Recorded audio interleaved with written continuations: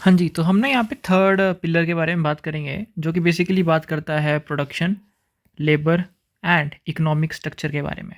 जिसमें हम देखेंगे कि कैसे technology is changing work method and economy, कि टेक्नोलॉजी कैसे काम करने के तरीके और इकोनॉमी को बदल रही है। तो इसमें सबसे पहले हम बात करेंगे कि प्रॉब्लम्स क्या है हमारे पास। की प्रॉब्लम्स ये है कि जो वर्कर्स जो हैं, जो कि गिग इकोनॉमी जैसे यूबर ऊबर हो गया या फिर जोमेटो हो गया, have neither job security and benefits.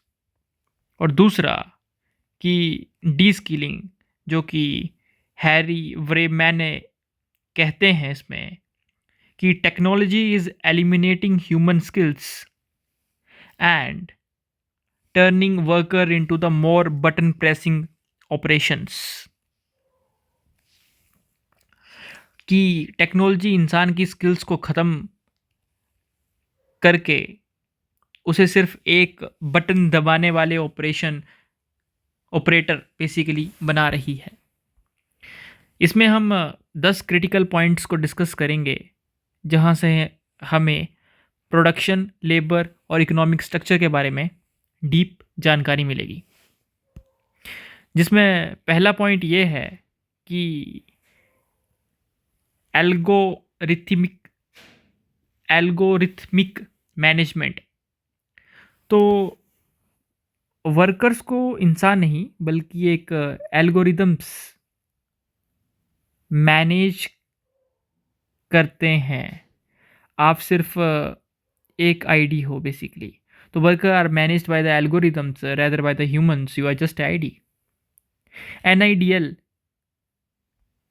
the design happens in the wealthy nations while labor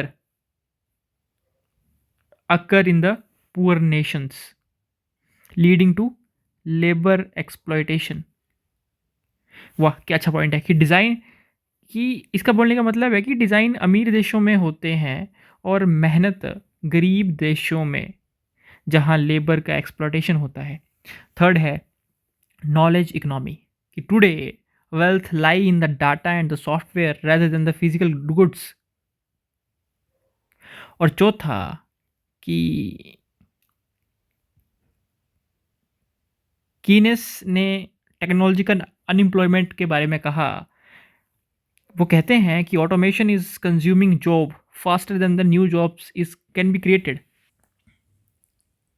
मतलब ऑटोमेशन इतनी तेज जॉब खा रहा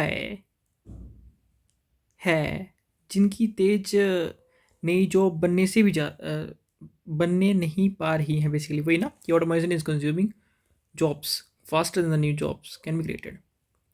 नेक्स्ट इज मोनोपोली। तो आपने देखा होगा कि अमेजोन जैसे जो बड़े प्लेटफॉर्म्स होते हैं, वो ना छोटे प्रोड्यूसर्स को मार्केट से बाहर कर देते हैं बेसिकली। तो this is also one of the biggest serious problem.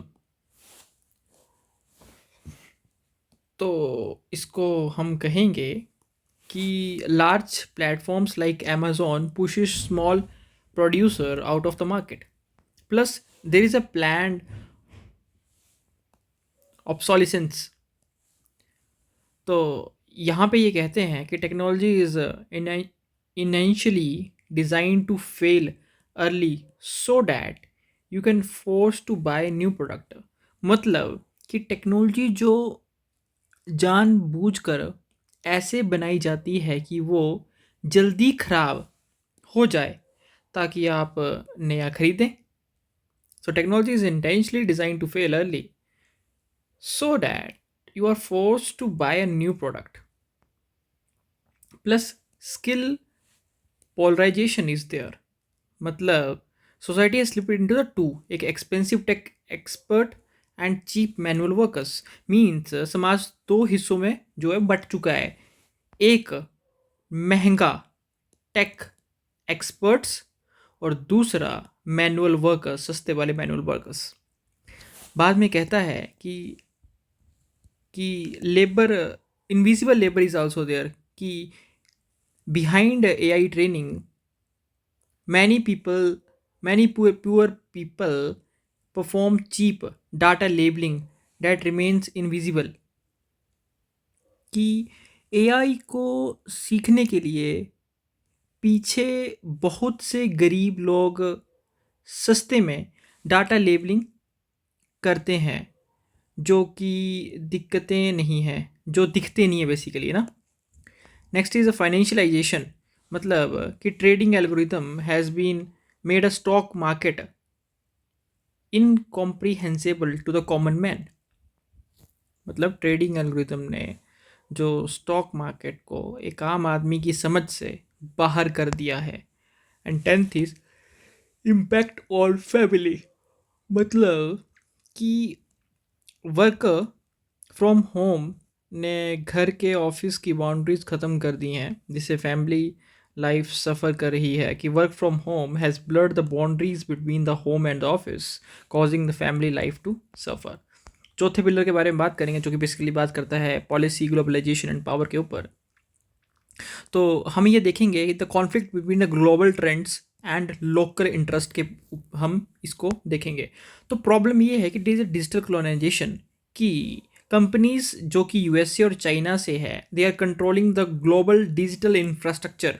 और दूसरा, there is erosion of sovereignty, कि our data is stored on foreign servers, which is a threat to the national sovereignty and security. इसके लिए 10 critical points में समझेंगे। Number one, there is a sovereign cloud, कि countries like India now want data sovereignty, keeping the data within their own boundaries. Number two, brain drain, means India's brightest minds show and that migrate to the Silicon Valleys, which is a loss for us. Number three, GDPR, means the European Union's GDPR law is a model for controlling the power of the big techs technologies basically. चौथा है technological leapfrogging, मतलब India ने सीधा mobile tech पर jump किया, landline वाला phase skip भी किया। मतलब India has directly jump to the mobile technology, skipping the landline phase. Cyber warfare is also there, means code is now a weapon, hacking website and sending virus. There is also standardization, means the global standard led to the neglect of the local language and the culture. Means global standards की वजह से हमारी जो local भाषाएं हैं और culture है वो इग्नोर हो जाते हैं। Soft power is also there, for example ISRO scientist launch a new Indian global reputation, that is a soft power. मतलब कि इसरो के जो साइंटिस्ट हैं उन्होंने लॉन्च किया है, इंडिया की ग्लोबल इज्जत बढ़ाता है। Plus global commons is also there, मतलब कि plus there is a rise of tendency of the commons in the space and the ocean, means increasing debris. Means कि स्पेस और ओशन में टेंडेंसी ऑफ कॉमन्स का खतरा है, कचरा बढ़ रहा है दोनों जगह पे। Plus there is a UBI data, sorry UBI debate is also there, मतलब कि due to rising unemployment from the automation, the government should provide a universal basic income.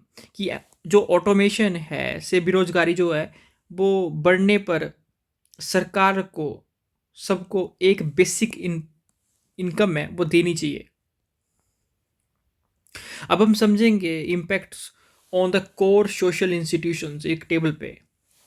Family पे क्या असर पड़ रहा है इसका? फैमिली पे इम्पैक्ट पड़ रहा है कि फैमिली में हो रही है न्यूक्लियराइजेशन। तो विलियम ऑगबर्न कहते हैं कि टेक्नोलॉजी ने ना घर के काम जैसे एजुकेशन, एंटरटेनमेंट अपने हाथ में ले लिए हैं। कि tech has taken household functions like education and entertainment. Number two, religion, मतलब रिलीजन में क्या इम्पैक्ट पड़ रहा है? रिलीजन में क्या हो रहा है? डिजिटल फंडामेंटलिज्म्स, मीन्स रिलीजन अब इंटरनेट पर फैल रहा है, जिससे नफरत और पोलराइजेशन बढ़ रही है। Means reason is spreading on the internet leading to the hatred and the polarisation. Plus education में there is a digital divide is increasing because पायरे वारोडिया ये यू सॉरी क्या है ये वारोडियू कहते हैं कि टेक्नोलॉजी अब एक कल्चरल कैपिटल है जिसके पास लैपटॉप नहीं वो पीछे है. Basically the education is now a cultural capital, means those who without laptop fell behind the competition. Plus policy is also there, policy impact to surveillances. So the Michael Foucault say that सरकार अब हर citizen पर नज़र रखती है. Digital panopticon panopticon panopticon okay, means the government now monitor every citizen. Digital panopticon. Sociological way forwards देखेंगे आगे बढ़ने के रास्ते, जिसमें सबसे पहले हम जाएंगे डेमोक्रेटिक कंट्रोल, मतलब policies are should be made in collaboration with the common man, NGO and public, not by just the elites. Number 2, ethical coding होनी चाहिए, मतलब developers should take a Hippocratic oath promising not to create a harmful algorithms. Number 3, basic human rights, means the internet should be declared a basic human right, कि internet को एक एक बुनियादी हक घोषित करने चाहिए. ग्रीन टेक, मतलब उलरिच ब्रिक की रिस्क सोसाइटी के बारे में बात करनी है. तो टू अवॉइड द उलब्रिक, okay, it's a Ulrich back society, risk society. Technology just be made nature friendly, है ना, टेक्नोलॉजी को नेचर फ्रेंडली होना चाहिए. अमृता सेन कहती हैं, according to Amartya Sen, technology is only good if it enhance human freedom and capabilities. लेकिन साथ में कुछ ना क्रिटिसिज इसका. Okay okay, done, it's done. तो लास्ट में कंक्लूजन देखेंगे इसका. कंक्लूजन में कहते हैं कि science and technology are not neutral, they are the mirrors of the society in which they are created. So if there is a inequality in society, technology will deepen it. मतलब कि science and technology neutral नहीं है, ये समाज में एक आईना यानी मिरर है जिसमें ये बनते हैं. अगर समाज में ना बराबरी है तो टेक यूज़ और गहरा करेगा. Final balance must be there, कि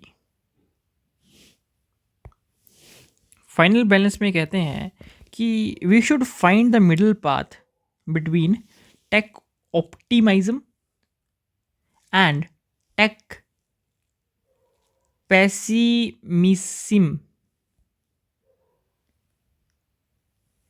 So technology should be our servant, not our master.